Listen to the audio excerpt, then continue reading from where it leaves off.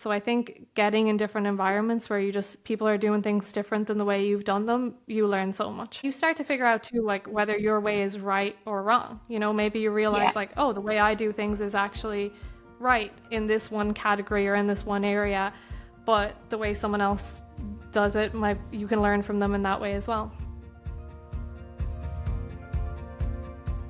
Friend, here's something I don't know if you know. While the podcast is a thought of mine for a long time, thinking of me absolutely could not be doing this without our very own Wizard of Oz, Kyle, at Goodknight Podcasting Solutions. Kyle's turnaround time, dedication and level of service means that I never have to second guess or worry about the level of support in getting our messaging out to you.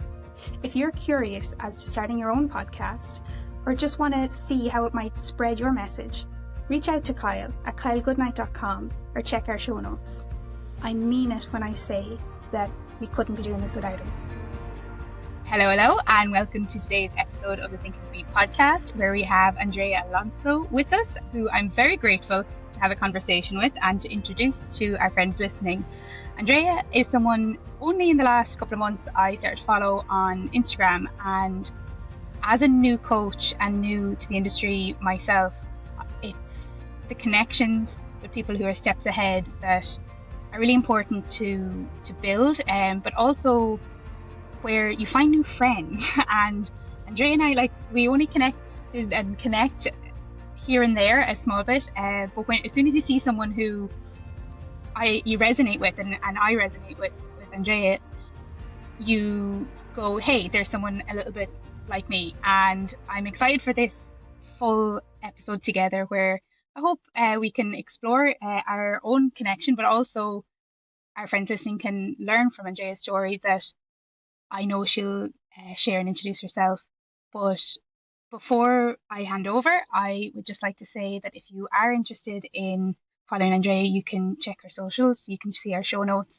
And as someone as a mindset coach, her content is invaluable, not just to coaches or anyone who's in that industry themselves, but everyday nuggets that are, as I say, completely invaluable to someone who's working on their growth in their own journey. So, Andrea, if you want to maybe introduce yourself, who you are, your line of work, and anything that our friends would love to know about you. Thank you so much. That's so lovely. And thanks for having me on as well. I'm really excited to share. I guess a little bit about me. I'm a business and mindset coach, so I help women achieve their dreams, and it is my absolute favorite thing to do. It's been quite a journey to get here. I went on so many of my own personal development journey, and then ended up falling into business and falling into coaching other people, and just started to really be like, this is what I want to do. This is what I love. This is what I'm really passionate about. This is where I just feel most lit up. And then I went on that journey and I just started doing it, and I absolutely love it. I love helping people, and I love achieving dreams and achieving goals. And when did you jump in? When did you say, this is what I'm doing? This is for me? I know I've heard your story, but I think at the age particularly, it's so inspiring to know the length of time that you've been putting into this work. Yeah, so I guess if we go back to the very beginning, my first exposure maybe to personal development and mindset work was when I was 15 years old, and I was having some mental health challenges at the time, and I just got to a point where I was like, I can't keep doing this. And at that time, nobody talked about mental health. It wasn't a thing. I didn't even really understand what was going on. I just knew that I was like sad all the time, and I had a lot of the symptoms of depression. I didn't really understand it. And I was navigating a lot of health challenges at the time. My family were navigating health challenges. There was a lot of things going on that, in hindsight, when I look back, it makes total sense. I'm like, yeah, of course. And I didn't really have the tools to deal with it at the time. And I think that's the thing, when you face hard things, having the tools to deal with it is what makes it so much easier to go through. And I got to a point where I was just like, I can't continue like this. Like, I had a lot of kind of like self-hatred and a lot of sadness and all these built up negative emotions that I was just like, I can't continue like this anymore. And to shorten the story, I was sitting on my bedroom floor one day and I was just Googling like reasons to live. And when I did that, I was just like, this is not going to be my story. And so I started being like, how do I get myself out of this? And I didn't tell anybody. I didn't talk to anybody about it. I felt like I didn't want to put more stress on other people. I didn't know anything about it. I didn't know that it was normal. And so I started to be like, how can I get myself out of this? How can I reframe some things? And so I started journaling. I started like just emptying everything that was in my mind out on the paper. And when I kind of got all of the negative things out, I was like, okay, I can't keep going in this circle either. I can't keep like dwelling on all the negative things. So I wrote a list of what makes me sad and what makes me happy. And my goal, essentially, even though I didn't really know much about goal setting at the time, was just to be happy, to not feel like I was feeling anymore.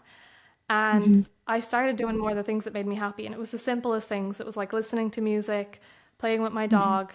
And then I got a marker and I wrote a ton of quotes all over my bedroom wall. And they were reminders to like find the joy in every day and find happiness, and all of these just like little quotes that every single day I would wake up, I would look at them. Before I would go to school, I would see them. When I would come home in the evening, if I was like feeling like crap at nighttime or whatever, I would look at them and I'd be like, no, it's okay, it's okay. And I kind of, yeah, that was my first, even though I didn't really know it at the time, that was my first exposure to like working on myself, working on my mindset. And I got myself out of that place, probably within a couple of months, couple of weeks, couple of months. And for me, it was a big thing to like never go back there. And I know that everyone's journey is different when it comes to mental health and things like that. And it can dip in and out, but in ways I feel very grateful that I had that experience at such a young age and that I navigated it myself, because I really was just like, no, like I'm not getting back into that place again. So if ever time like things got hard in life, things have gotten hard many times in life since, I would just catch myself and pull myself out of that. So it was really, really helpful for me. And then I guess I didn't think that much more about personal development for a few years. And when I was 18, I started my first business. And That's incredible. it was in network marketing. And I just dove into personal development. Like I was obsessed with goal setting, with learning about the mind. I'd always been obsessed with human behavior and psychology and why people do things and why people operate differently and stuff, even when I was in school. And so I really dove into that from about 18 onwards, and I learned about Tony Robbins and I started doing some of his things. And I really was like just embracing videos, YouTube, books, all of these things as much as I could at the time. And I remember one of my goals was to go to one of his events. And a couple of years later, I ended up doing that, and I've been to 20 of those events since. And just the more, because I was really putting myself out there, which like, and anybody else who has a business or, has done something that's hard, it's a lot, and it's a lot on your mind to put yourself out there. And so personal development, the more I grew my business, the more I put myself out there in business, the more I went deeper in personal development, and the more it really helped me. So that's kind of how I got into personal development. And then throughout the years, I kept going into it. I kept tapping into it. And I remember just watching Tony Robbins. The first time I went to his event was during COVID when it was virtual. Same And as that. I was like, I want to do that. Like, I don't know what that is. I don't know what you call that, but like, I want to do that. And I didn't know what a life coach was. The only time I'd ever had like exposure to somebody being a life coach or it being a thing was I was sitting in Budapest one time in a cafe, and the guy beside our table was talking about being a life coach. And I was like, you're a what? And he was like, I'm a life coach. And I was like, what is that? Like, that is the coolest thing ever. And I was like, oh my God, that's exactly what I want to do. I didn't know that that's what it was called, but like, that's the thing that I want to do. So a couple more years passed. I ended up taking everyone's advice and going back and doing a more practical route. When I finished school, I studied fitness, kept going in the business that I was in, then ended up working for a year or two. I always knew that I would go back to college, but I kind of kept putting it off. And then I was like, okay, you know what? Maybe all these people that are like, you should do the practical thing, you should do X, Y, and Z, like you're crazy doing a business in your early 20s. I was like, maybe they're right. So I went back to college. I got a law degree.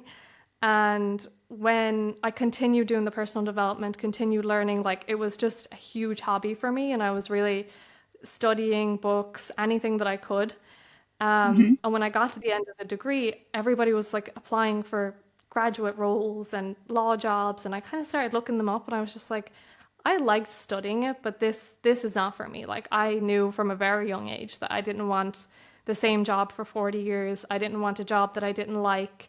I didn't want to go into an environment where you're working until like 10 p.m. every night and competing with other associates and things like that. Like I was just like, no, I don't want to do that. And it kind of just finishing college just kind of became a catalyst for being like, okay, what do I actually want next?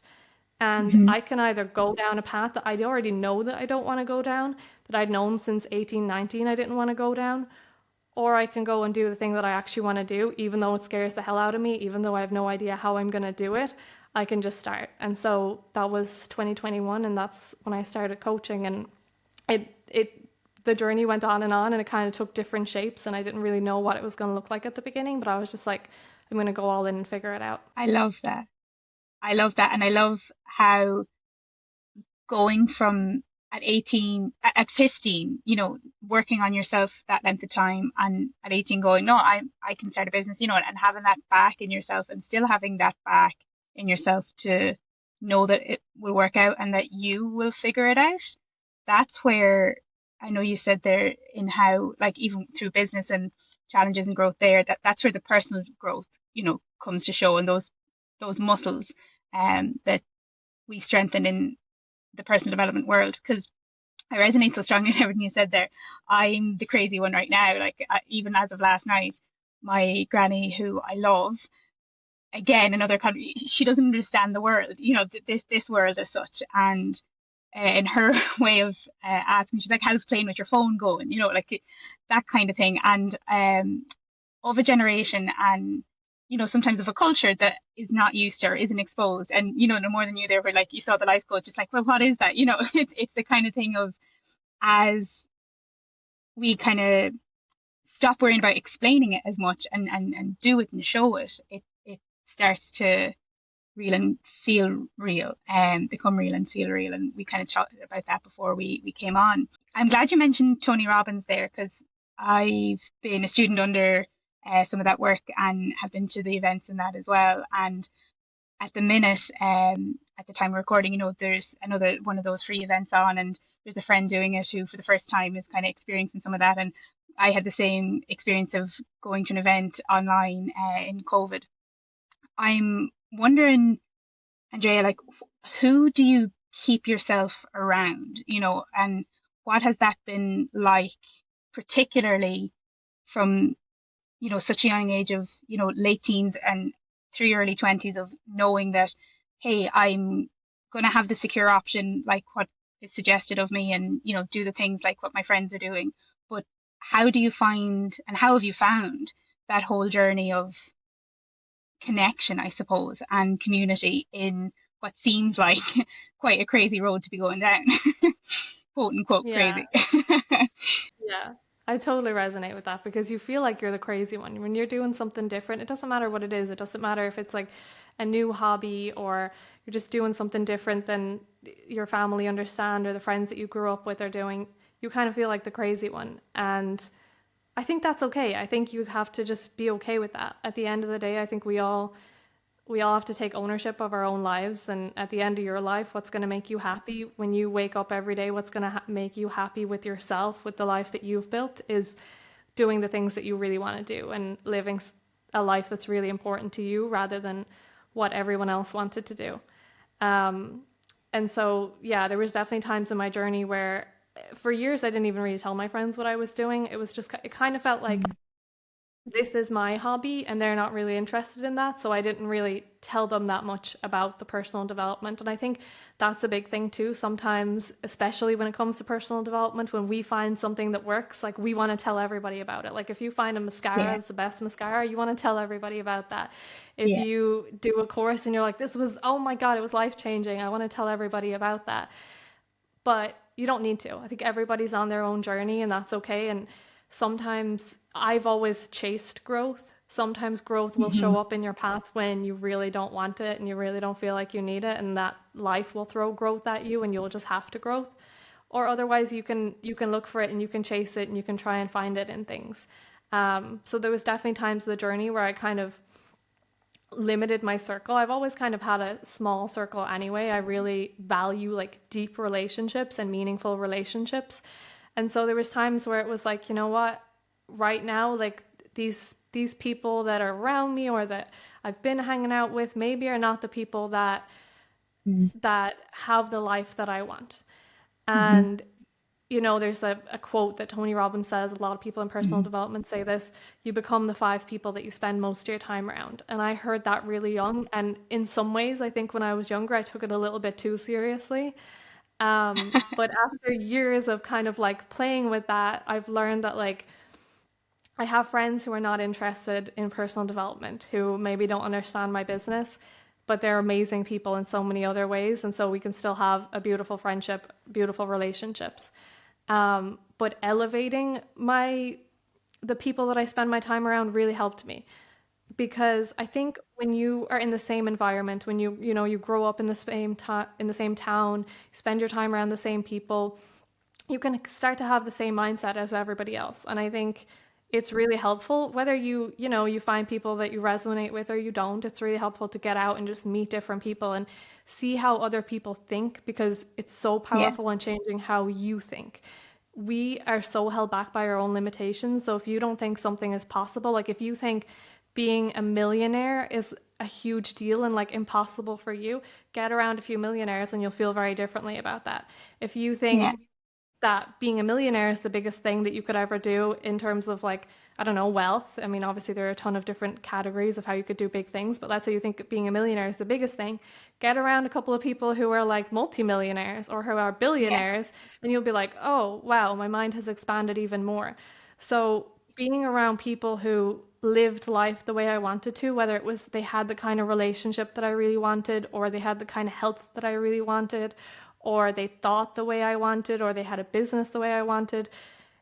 It really, really helped me to raise my standards, because you end up becoming the people that you are around. And if the people that you're around standards are lower than what you want for yourself in your life, then you're going to settle for that. We live in tribes. There's so much psychology around how we try to resonate with the people around us. And so it can be a huge limitation, or it can be like a rocket that just launches you forward, because you just start to see how people think differently. And doing that from different environments, not only from personal development, but from business, from moving to a different country, from working in different environments, has really helped me to just be able to connect with other people. And I think it makes the journey a lot easier too. I have friends that I absolutely love and adore, and I'm so lucky to have them, and being able to share the journey with them really makes it so much better. I love that. And for some of our friends listening, we mostly have a mix of some of our Irish friends, some of our friends over the water, over America, US, and that. But for the most part, anyone who I work with has a countryside background at the moment. And, speaking to one of our younger clients this week in, college choices and navigating next steps and that kind of thing, in making some of those decisions, and what feels like one decision now is your whole life, and that you can't pivot later, or that, it's the end of the world financially and all that kind of thing, one way or the other. And having that conversation of small town pubs, and like that, where I'm from geographically is small town, and even when I went to secondary school in the bigger town, it was the kind of thing of, oh God, now you went from like the small really rural primary school to the secondary school where, there's nearly the same number of people in a class as there is in the whole school, kind of thing. At a young age, when those stack, you learn and grow with it. But as you say, maybe if it's the kind of thing that you've never been exposed to, it can feel harder. It can feel a little bit more of a struggle to not escape, but to find avenues in. what would you say to anyone who's never looked or explored kind of personal development, self-education industry, even just those kind of activities that help to find people who are like you, I suppose, that isn't just maybe, I know that's a bit of a wide one these days, but yeah, that isn't just some of the norms that we see happen in particularly maybe those early college days where everyone's kind of doing the one thing and starting to find different flocks and all that kind of thing. Have you an experience, or is there like a go-to tip you would have? I make no secret of the fact that my life changed completely when I reached out to Achievable Fitness 365. Jay is someone who not only gets the fitness side of things, he gets the human side of things. And in having someone who's walked the walk and talks the same thoughts has made me comfortable from the very get-go. Actually, that's a complete lie. I fell in the door and was sick on my first day, but kind of after that, I got comfortable somewhere along the line. Jay knows people, he knows the industry, and he's someone who will know you better than you know yourself. The accountability that he holds, the standard that he sets for you and not for anyone else is what brought me back into me originally, more than 4 years ago. If you're ready to begin your fitness journey and don't know where to reach out, try Jay. And as I say, my life has never been the same since. I think find things that you like try loads of different things and see what you like, and then through that you can meet people who also like those things. So it might not be personal development. For me, when I was a teenager, I started doing martial arts. I started doing jujitsu, and before that I was like the laziest person ever. I hated fitness, I hated anything. Like I would always try and get out of PE in school. Same. And then when I fell in love with it. So basically the reason why I started doing it was I always wanted to go. I was always wanted to like go and travel. And I was 16 and I wanted to go the following year to live in Spain for the summer on my own. And I just had this idea and I was like, I want to do it. My dad is Spanish, so we used to always come to Spain on holidays. And I was like, next year I want to go for the whole summer. I'm going to get a job. I asked somebody for a job. They said they would give me. I was like, I'm going to work in this place and I'm going to live on my own. And my dad was like, he was always trying to get me into martial arts for like self-defense and stuff.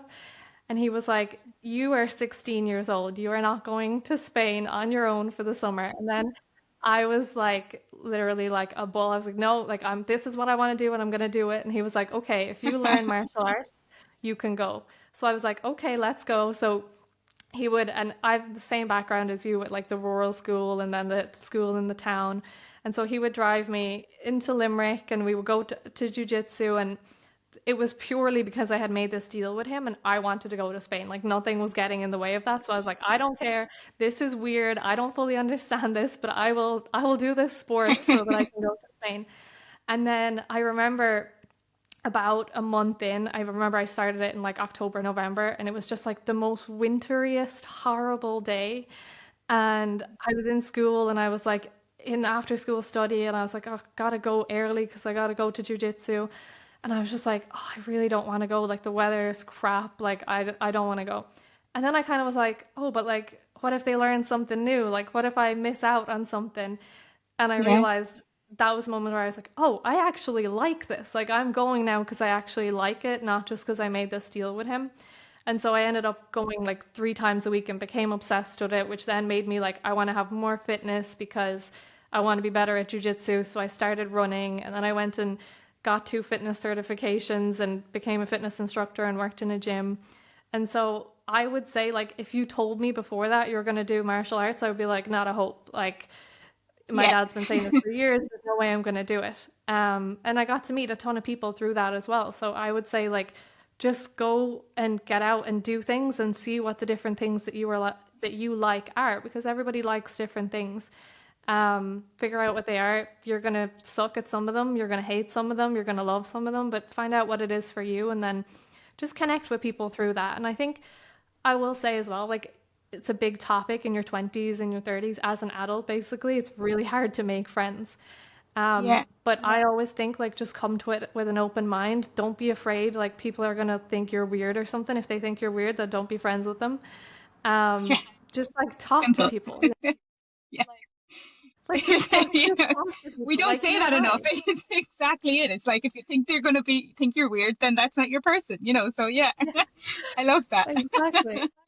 Yeah, and like I think for me as well, I've with the personal development industry, I've made a lot of friends all over the world from different programs and Yeah, stuff. And I think like just be authentic, just be you. I think that makes such a difference. Like I'm actually very introverted naturally, but I yeah, really love spending time with people who I can have deep conversations with. Like I will talk deep conversations 24/7. So I've noticed, and building an online community for women as well in the entrepreneurship space, I've noticed that just being yourself, being authentic, and just asking people questions that like you genuinely want to know the answer to, and that hmm it just sparks off a really good conversation and makes such a difference. for definite. That's, I'm still laughing at the yeah. If they think you're weird, that's not your person.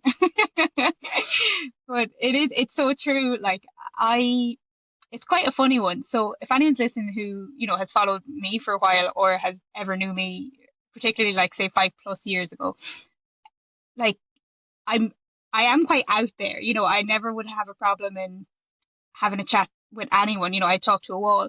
But at the same time, I am actually very what way is it? Extrovertly introverted.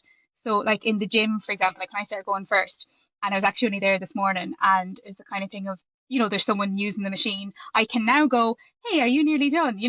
Whereas that's taken like 4 years of going to kind of actually look up and around the place where it's like, oh yeah, I go here and, you know, their basic hellos and goodbyes are, okay with other people in an environment that I don't feel comfortable in, I suppose is where I get quite introverted.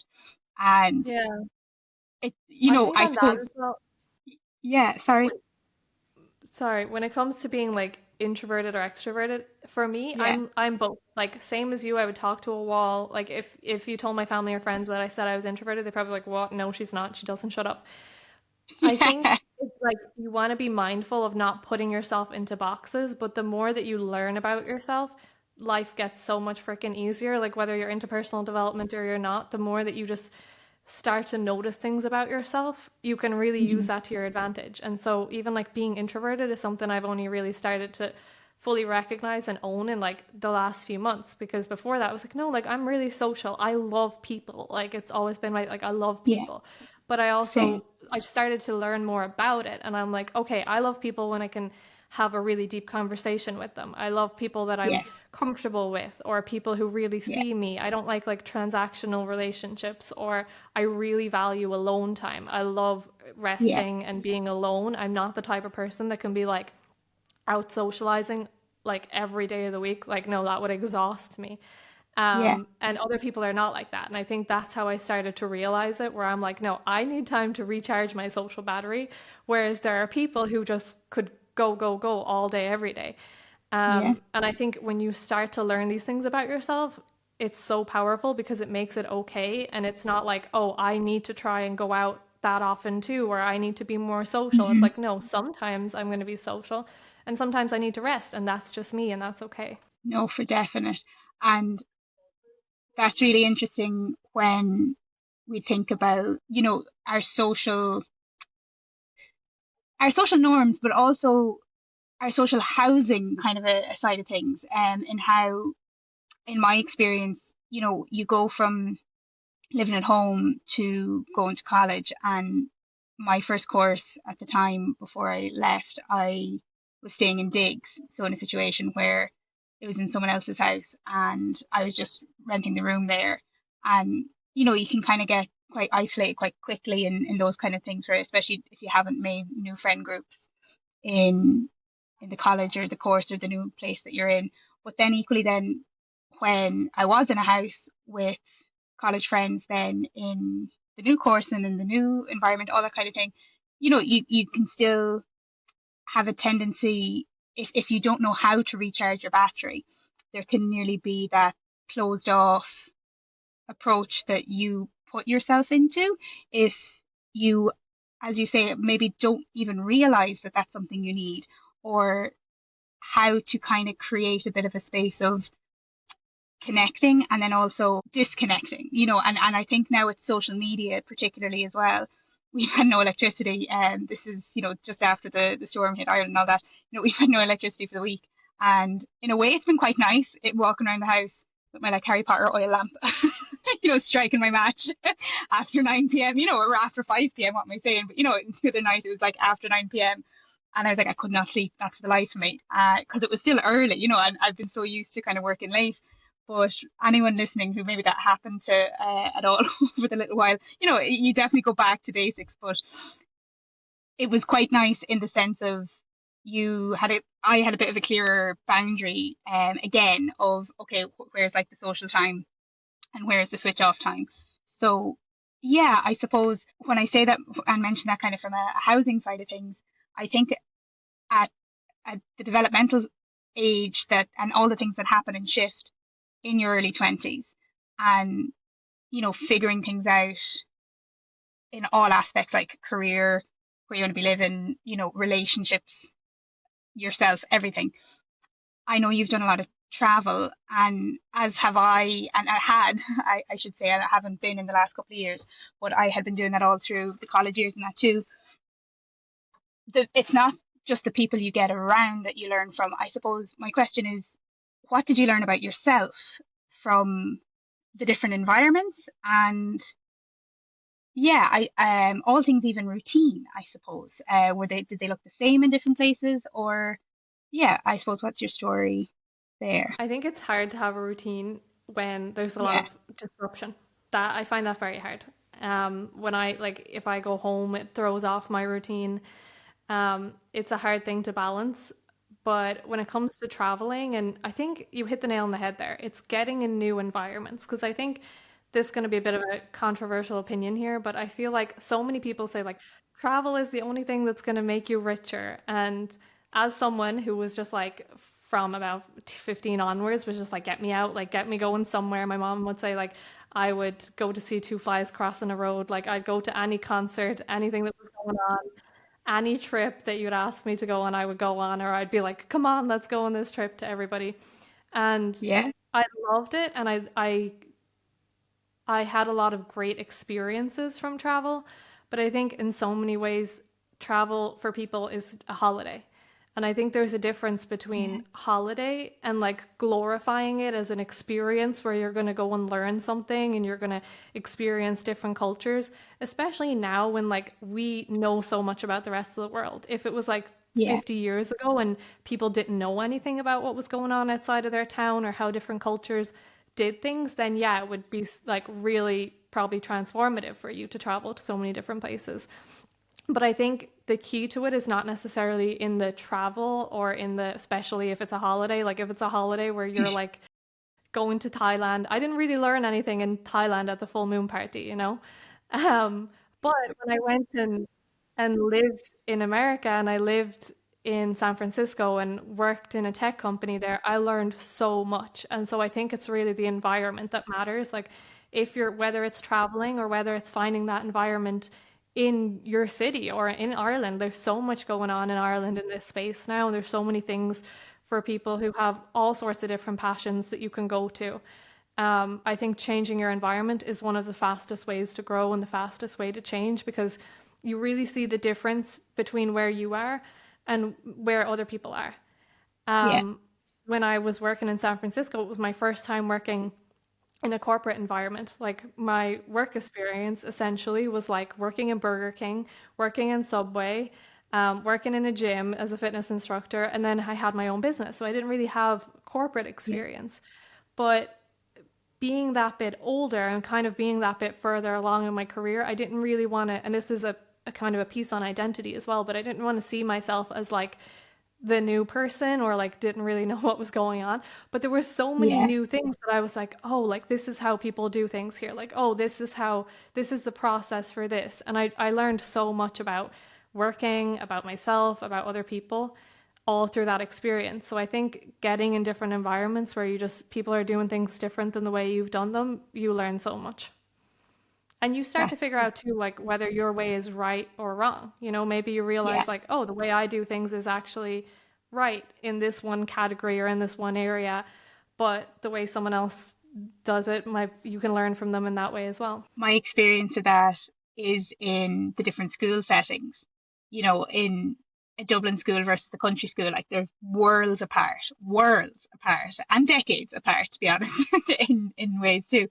But and some of that's the nature of the subject, but without like even going into like the nitty gritty of that kind of thing, it's, as you say, you learn what is right maybe for you and how things can work, and then you also learn actually and being humble enough to go, I'm doing this wrong in this context maybe, or that I have more for learning. And I think especially when we even use the word mindset, like that's the difference between that growth mindset and that kind of boxed off, closed.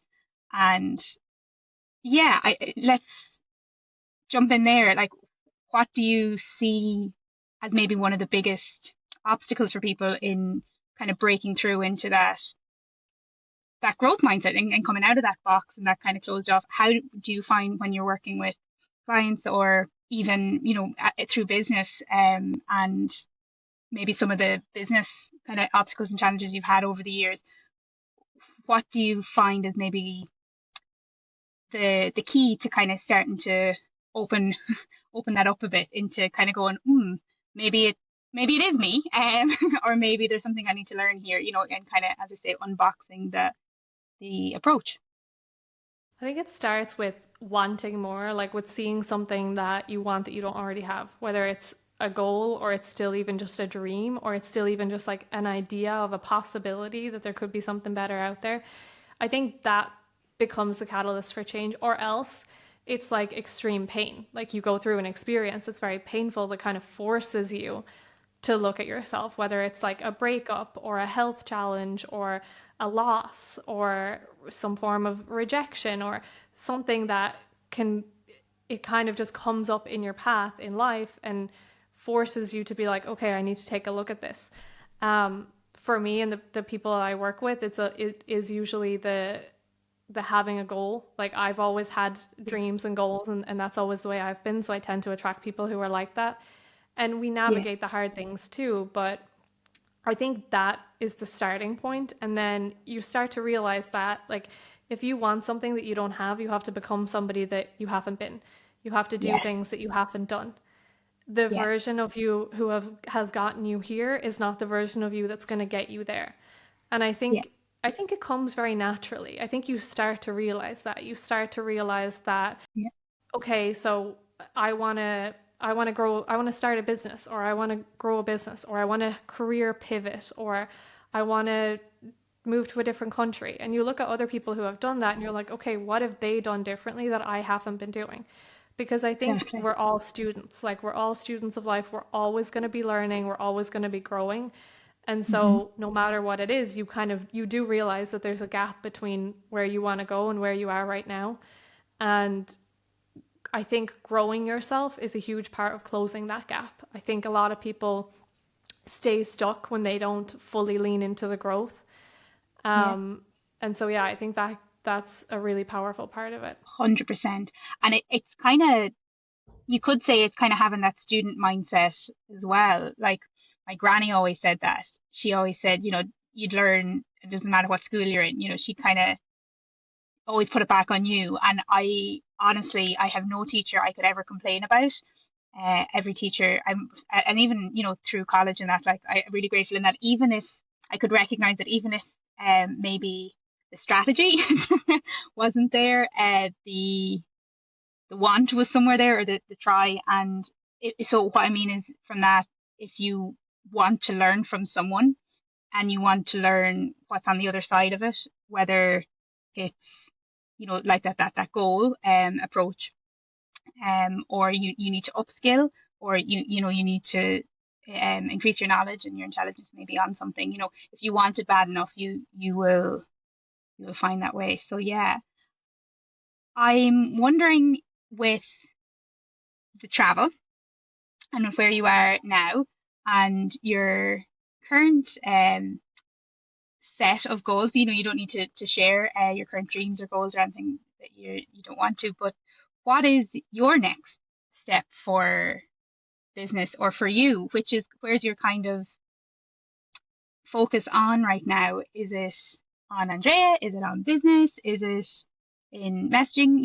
What's kind of 2025 like for you? I have always been someone who, when you look at like the wheel of life, which is a circle essentially with all the categories of your life, I've always been like, I want to improve all of them. People are like, choose two. I'm like, no, all of them. They're all. And I was very like, I don't know, I guess self-critical about it too, where I was like, they're all at like threes. Like 10 was like huge, rather than being like, oh, like this one, I'm killing it in this one. I'd be like, yeah, I'm doing quite good, but that still could be better. And that's the growth mindset too coming out. But this year, I'm really intentional about two categories, which are health and business. I feel like Mm-hmm. it has helped me to kind of have all of them. Sometimes maybe it's hard to have so many plates spinning or so many balls in the air, but I feel like I have developed a ton in the category of relationships.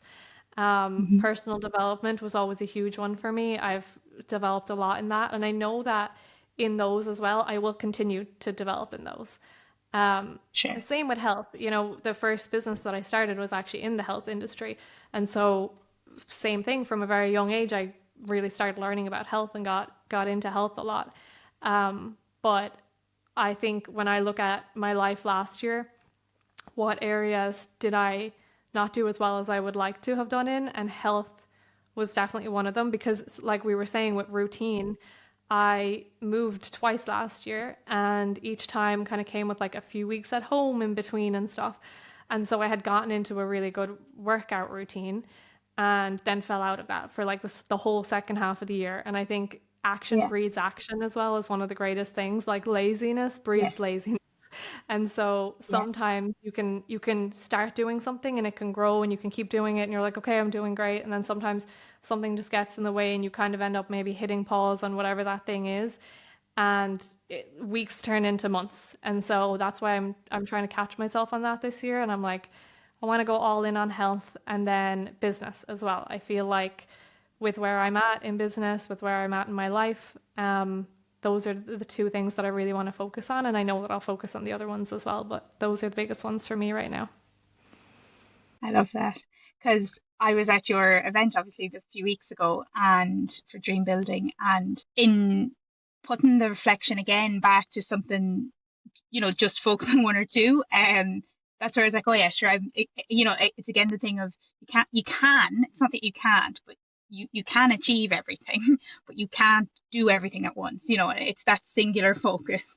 And, there's that analogy of, the snails across the desert, or are you just going to be the cheetah that like, sprints with the one thing? So, you can like move the snails. I may be saying it wrong, but, you can, go slowly across and bring everything kind of with you, or you can kind of take one thing and run with it, and then be like, okay, and go back for the next thing or whatever it might be. So yeah, having maybe two things that complement each other, absolutely. And for anyone listening, who is looking to fix everything at once, it sometimes is just as simple as coming back to, well, what's that one thing that in looking after your health, maybe will give you that energy again, that self-care approach to then look at career, business, or then look at your relationship or whatever it might be. So there is sometimes I think there's a strategy to the wheel of life, even though it's all connected. I do think, yeah, particularly when it feels like the whole thing is flat, you Yeah. can definitely take, maybe just one. And, Tony would say that, it's physiology first. And my story definitely, in terms of change, when it started to go from that thing of, like you shared with yours, using the pen, and using the journal to, like, if you couldn't, I know how to communicate. I felt like I had nowhere to communicate. I felt like, I have no way of figuring this out, and starting to figure it out on pen and paper, and which absolutely, I still stand by as the number one thing, get a pen, get a paper. We're in such a digital age that, yeah, maybe type it out if that's what you've been used to, but still find a pen. Most people listening have done a leaving cert or have to do a leaving cert at some point or whatever, or a written paper exam, in having that thoughts on paper, but kind of seeing the words written out in some way, shape, or form. If something that's come from you, it really trigger isn't even the right word, but it really just kind of gives you a shake sometimes, in, is this actually what my life either looks like? Is this actually what I'm thinking or feeling? And, then in finding a strategy away from that, but in changing your story, as we know, comes first. And that thing of, well, is this who I actually am? And, I know you mentioned there, where it's like some of that identity work of, well, this isn't going to be my story, this isn't going to be me. And as I say, in some of that change for myself, and anyone who's ever followed my story knows that really and truly catalyst for change began with physiology first. So yeah, and same as you, I hated PE. I'd have the hurl, and you'd like put the hurl in the ground to try and like dig, or I turn it into a guitar or anything at all. I actually know some of the songs is like, it's a cool day, like you'd like don't want to play, like just messing with the hurl in the pitch. But in all of that, Andrea, it's exciting to hear where you're heading, and where this year is going for you. If you, again, kind of in context of what we were chatting about even before we came on, and we mentioned here with home and routine, if you could say there's one thing that is a non-negotiable for you daily that just either moves you forward or grounds you or whatever it might be, what is it that like absolutely just staples, bookends, roots in your day, no matter where you are or what it is that's happening? It's hard. There's been different things at different times, and there's different practices that I have right now that are helping me. But I think at the one that's the most important for me and that's been the best is gratitude. And I know that so many people talk about gratitude. I'm honestly sick of hearing about it. I don't know if other people are also sick of hearing about it, but it's the act of like actually appreciating things. And it's not the thing of like sitting down and being like, what are 3 things I'm grateful for today? Or writing 3 things that you're grateful for. That has never really worked for me. I've tried it at different times with like journaling habits and things, but it's like appreciating whatever you can about today. Appreciating like when you walk outside, appreciating something about it. Yeah. Maybe it's raining, but like maybe that's kind of nice. Or maybe you're just like grateful that you can go for a walk, and like really start to look for things that you can appreciate and that you are grateful for, because I think over time it's the thing that will like rewire your brain, your mind, and your life so much. Because when hard things happen, when you have difficult days, when you have good days, you start to you really appreciate the things that you can appreciate about it. Some people, they have some of like what somebody else might consider like a dream life, or they have the most amazing things in their life, and they don't even really appreciate it because they haven't built that muscle. And so Yeah. I think the one thing that is really important for me, and I think can help a lot of people every day, is just finding something that you can be grateful for or that you can really appreciate, and kind of almost making a game out of it, because it becomes natural with time. It just, you end up doing it and you see life so differently, which is really the best thing. Like getting things doesn't really matter. It matters if we're happy. It matters if we love our life day to day. That's so true. That's exactly it. And recognizing the life that you're in, as you say, like even if you can do that in the hard times, like it makes the great times even greater, that if you can kind of just spot even one thing.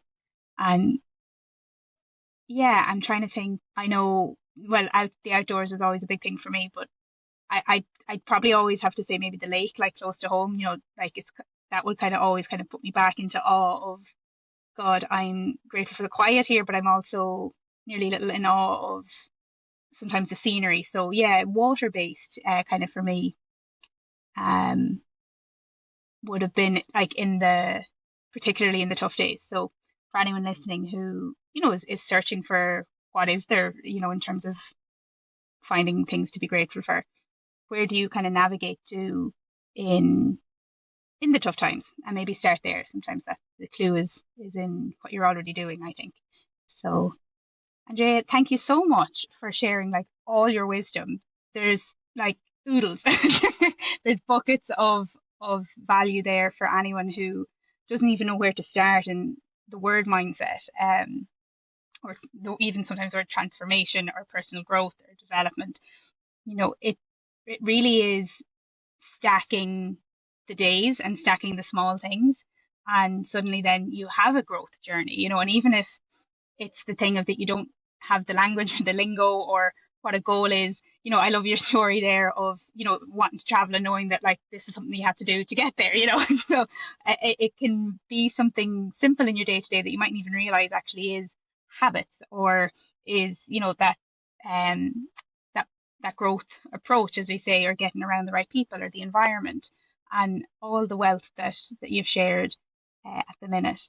I would love if you would maybe join us on our Women's Summit. I'm asking you here on the podcast if you would be curious to come on and chat with our women who are thriving and women who are looking to thrive even onto a new level. We'll be holding that just before Valentine's. We're kind of doing it as a women's only event, and would it be something that you would like to come on and share and meet some of the other gals and share for some of the gals who would be joining us live as well?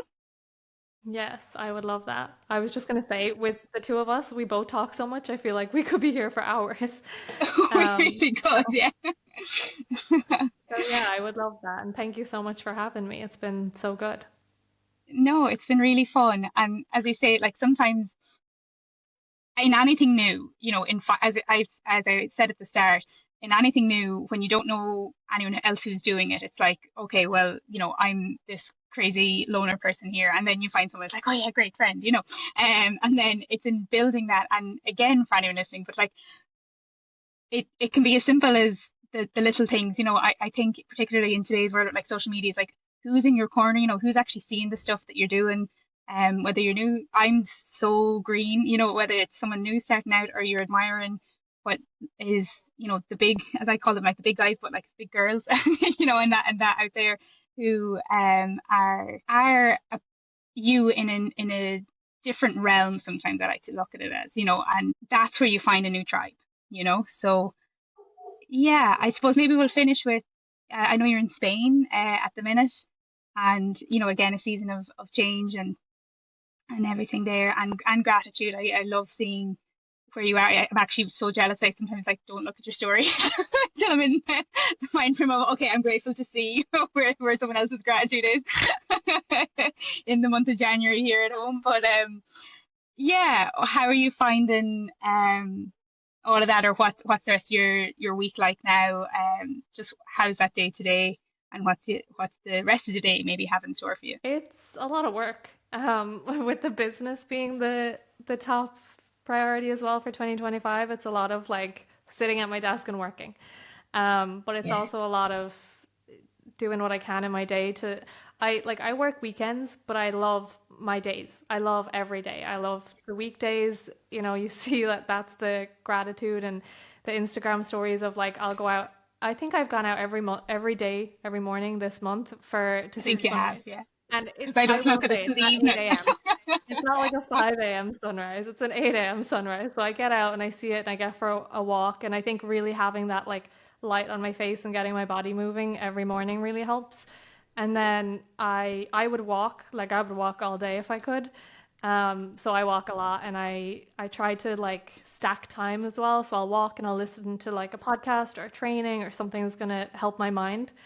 Um, and then yeah, just working and just like finding little magic moments in life as well. That's something that I really like to do in in the mundane and finding the things that you know what, like you said, it's easy to be like, oh, you're in Spain, like right now I live right by the beach, I go out, the sunrise is right there.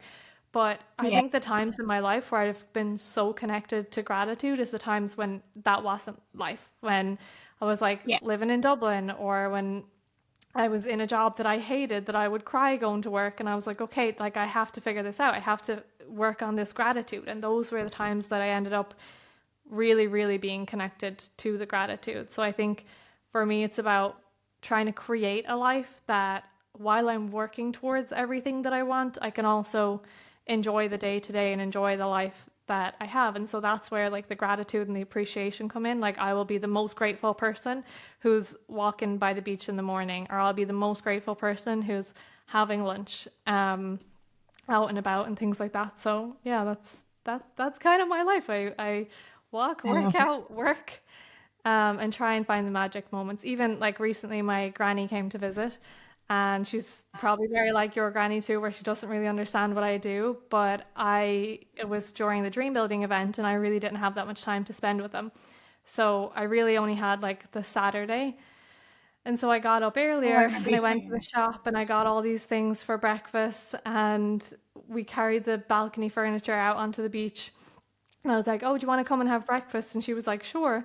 And then we had this like sunrise breakfast on the beach, like right by the waves. And it was so beautiful. And I think like I could have just slept. I could have just texted her and said, okay, meet me at this cafe, or we're going to go and do this. I could have just like done something totally normal, but there's so many opportunities in your life to just make little magic moments. And I think the more that you do that, the more that your life adds up to be like the dream life that you want.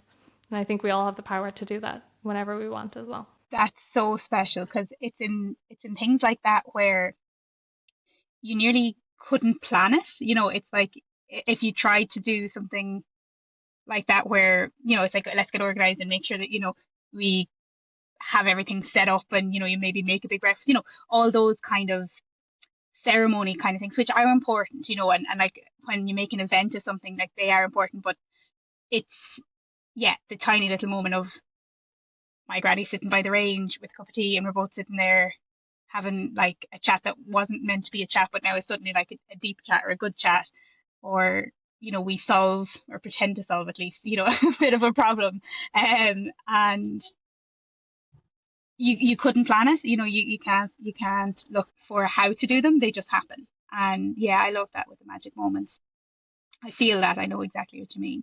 And what came to mind there as well is it like manager of circumstances or creator of extraordinary life, and again, that's Tony there, where it's like, am I just dealing with this job? Am I dealing with this family situation? Am I dealing with this health issue? Am I dealing with this relationship that doesn't fit, or whatever it might be? Or am I actually creating something that I know is for me, and things happen for us, but a life that I'm aligned with. So that's so exciting that you're at a point where those days look like that for you, and I'm so excited to see how the rest of them unfold, and particularly over the year. And thank you so much for wanting to come onto the summit too. I do think I think we would just talk through it for definite, but it'd be great to connect with more gals all kind of like-minded in that too. And